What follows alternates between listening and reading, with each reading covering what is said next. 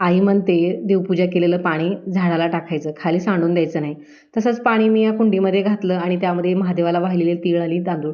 याच तिळापासून आलेलं एक सुंदर हे तिळाचं झाड. आणि ते पांढरे फूल कशाचं हे मी विचारलं होतं ना, तर हे पांढरे फूल आहे तिळाचे. त्याला शेंगा पण लागलेल्या आहेत तिळाच्या झाडाला. त्यानंतर मागच्या व्हिडिओमध्ये मी सुंदर असे कापसाचं एक बोंड लागलं होतं आणि त्यातून आपल्याला कापूस भेटला होता.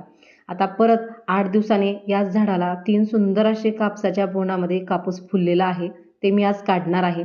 निसर्ग किती सुंदर असतो ना, जर आपण निसर्गाची खरंच काळजी घेतली तर निसर्ग आपल्याला किती काही देऊन जातो.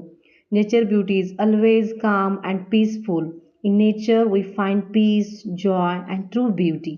आता छान असे हे मी बोंड काढून घेणार आहेत. आणि साईडला मोगऱ्याचं झाड आहे, जे की माझ्या मिस्टरांनी लावलेलं आहे.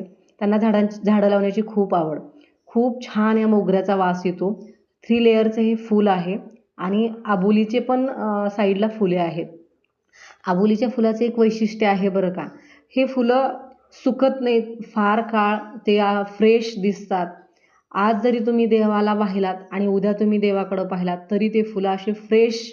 म्हणजे ह्या फुलांकडून आपल्याला एक शिकण्याचं आहे की परिस्थिती कोणतीही असू, हे फुलं नेहमी असे फ्रेश असतात, लवकर सुकत नाहीत. आणि ते पण माझ्या अंगणामध्ये खूप सारे फुलं आलेले आहेत.